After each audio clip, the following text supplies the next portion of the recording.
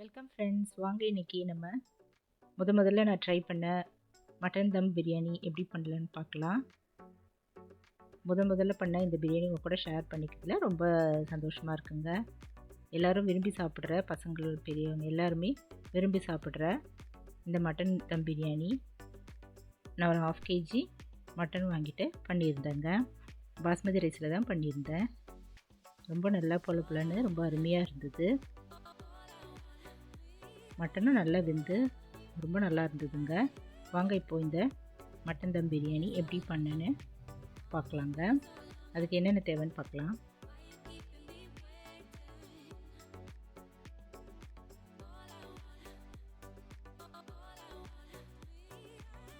இப்போ நம்ம mutton 1/2 kg வாங்கிட்டு அதில் மஞ்சள்தூள், உப்பு அதெல்லாம் போட்டு நல்லா 3 தடவை நல்லா க்ளீன் பண்ணிக்கலாங்க. தண்ணி ஊற்றி நல்லா க்ளீன் பண்ணி எடுத்து வச்சுட்டேங்க. இப்போ ஒரு குக்கர் எல்லாம் அடிகனமான பாத்திரம் எடுத்துட்டு அதில் ஒரு 3 ஸ்பூன் ஆயில் ஊற்றிக்கலாங்க. கொஞ்சமாக சின்ன வெங்காயம், இஞ்சி இது ரெண்டையும் நல்லா இடிச்சிட்டு அதை இதில் போட்டு வதக்கிட்டு கழுவுன இந்த மட்டன் போட்டு ஒரு 2 நிமிஷம் இப்படி வதக்கிக்கலாங்க. வதக்கிட்டு மஞ்சத்தூள், உப்பு போட்டு 2 டம்ளர் தண்ணி ஊற்றி நல்லா வேக வச்சுக்கலாம். 3 சவுண்டு வரைக்கும் நல்லா வேக வச்சு இறக்கி வச்சிடலாங்க.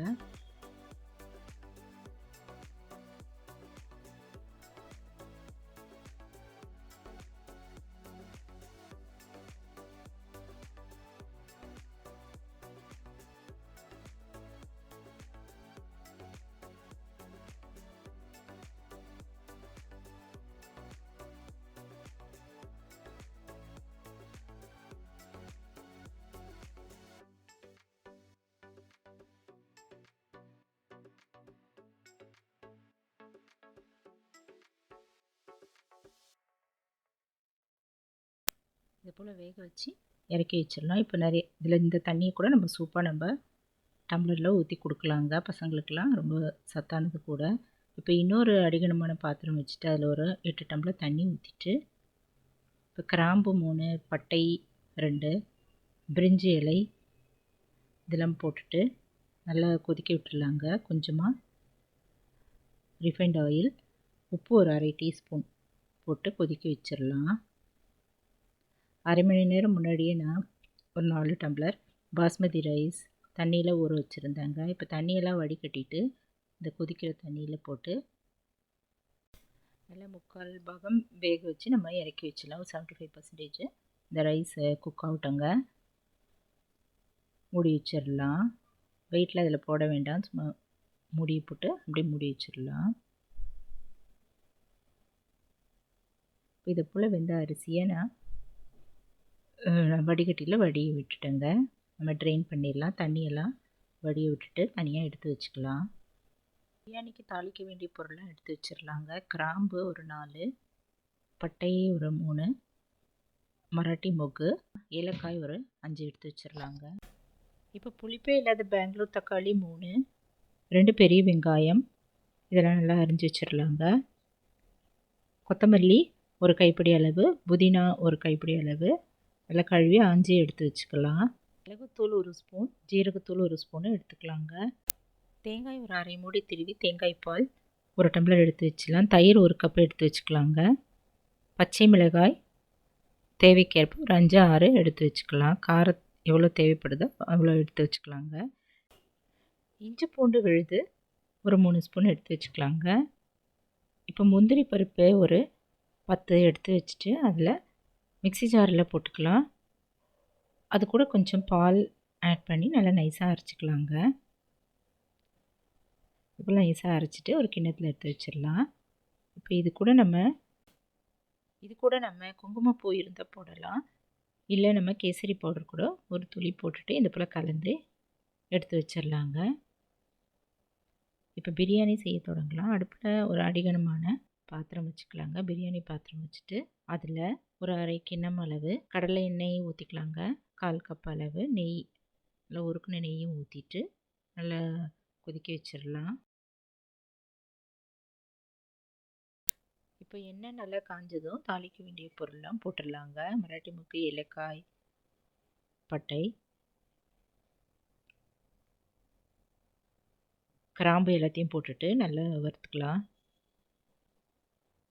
இப்போ இது நல்லா வறுபட்டதும் நம்ம கட் பண்ணி வச்சுருக்கிற வெங்காயம் போட்டு நல்லா செவக்க வறுத்துடலாங்க. இது நல்லா கலர் சேஞ்ச் ஆகிற வரைக்கும் இப்படி கரண்டியில் வதக்கிட்டே இருக்கலாம்.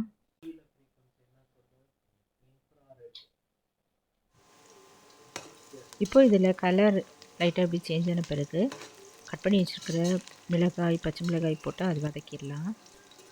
இப்போது இஞ்சி பூண்டு விழுது இதில் ஆட் பண்ணிடலாங்க. இது பச்சை வாசனை போக நல்லா இப்படி வதக்கிக்கலாம்.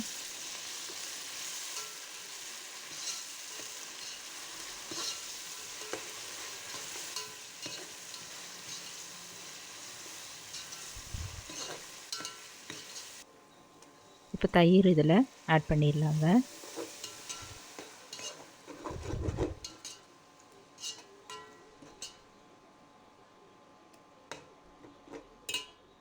கூடவே நம்ம மிளகுத்தூள், ஜீரகத்தூள் இதையும் இது கூட ஆட் பண்ணிடலாம்.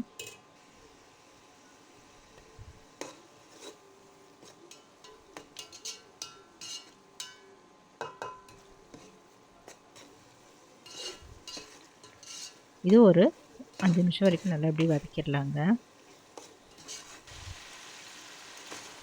இப்போ நம்ம வேக வச்சு இறக்கி வச்சுருந்த மட்டன் இதில் சேர்த்துக்கலாம். தண்ணியோடையே இது ஆட் பண்ணிடலாம்.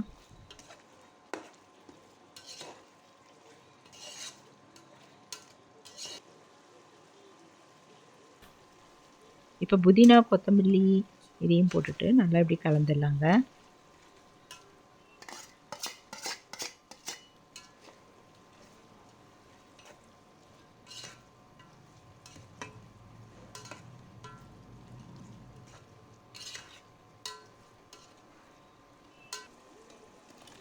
கடைசியாக தக்காளியும் போட்டுட்டு கொஞ்சம் அப்படி வதக்கிடலாம். இப்போ இதில் கொஞ்சம் காரமாக ஆட் பண்ணலாங்க. ப்ளெயின் மிளகாய்த்தூள் 1 ஸ்பூன், மஞ்சத்தூள் ஒரு 1/4 டீஸ்பூன் அளவு போட்டுட்டு எவ்வளோ காரம் தேவைப்படுதோ அதுக்கு தகுந்தபடி இதில் ஆட் பண்ணிக்கலாம். சின்ன பசங்க சாப்பிட்றதா இருந்தால் பார்த்து ஆட் பண்ணிக்கலாங்க. இப்படி நல்லா கலந்துட்டு நல்லா அந்த மசாலாலாம் சேர்ந்து வர வரைக்கும் கிளறிட்டே இருக்கலாம். இப்போ இதில் எலுமிச்சம்பழம் ஜூஸு ஒரு டீஸ்பூன் அளவு ஊற்றிக்கலாங்க.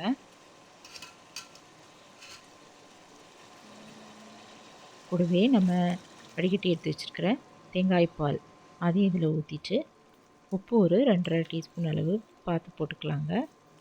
பத்தலைனா பிறகு ஆட் பண்ணிக்கலாம். இதெல்லாம் ஆட் பண்ணிவிட்டு நல்லா கரண்டியில் கலந்துடலாங்க.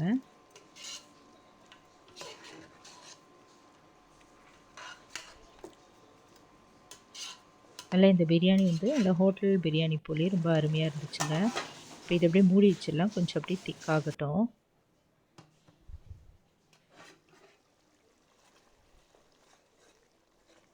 இப்போ கொஞ்சம் திக்காகிடுச்சு.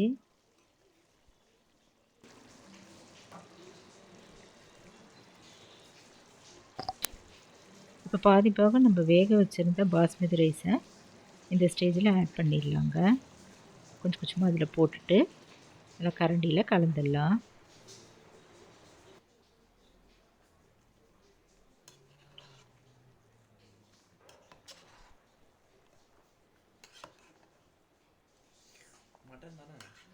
உப்பு பத்தலைன்னா கூட இதில் உப்பு ஆட் பண்ணிக்கலாங்க. நல்லா கரண்டியில் கலந்துட்டு மூடி வச்சிடலாம். இந்த பிரியாணி நம்ம தம் பண்ணலாங்க. தம் போடலாம். பாலில் கலந்த கலவையை இப்போ முந்திரி பருப்பு பாலில் கலந்த கலவையை இதில் ஆட் பண்ணிடலாங்க. கேசரி பவுடர் இதெல்லாம் போட்டு கலந்து வச்சுருந்தோம்ல, அதை இதில் அப்படியே ஊற்றிட்டு ஒரு கலர் கிளறிட்டு மூடி வச்சு நம்ம பிரியாணி தம் போட்டுடலாம்.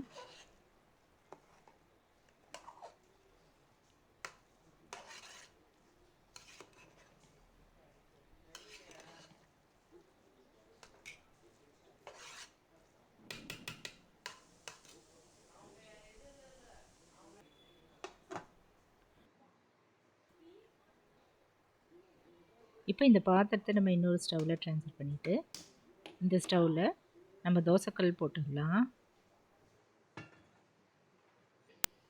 இப்போ தோசைக்கல் மேலே இந்த பிரியாணி பாத்திரத்தை வச்சுட்டு இது மேலே இதில் வெயிட் வச்சிடலாங்க.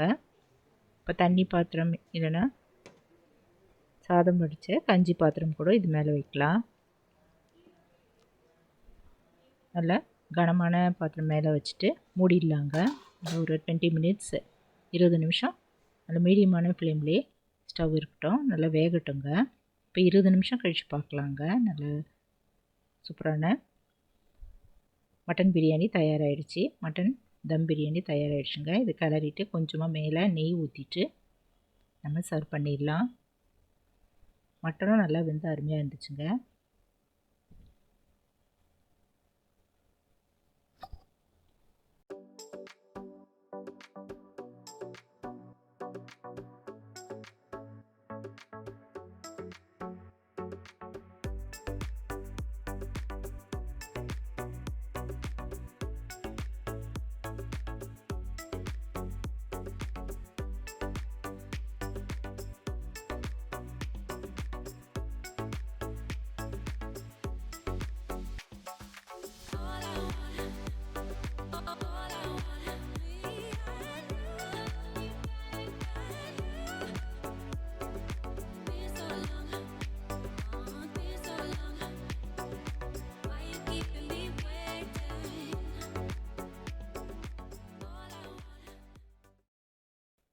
பிளேட்டில் வச்சுட்டு வேக வச்ச முட்டை, தயிர் பச்சடி, தயிர் பச்சடி வச்சு சர்வ் பண்ணலாங்க. ரொம்ப அருமையான மட்டன் தம் பிரியாணி, முகல் பிரியாணி தயாராகிடுச்சுங்க. நீங்களும் இந்த டேஸ்டியான மட்டன் பிரியாணி எப்படி இருக்குன்னு சொல்லுங்கள்.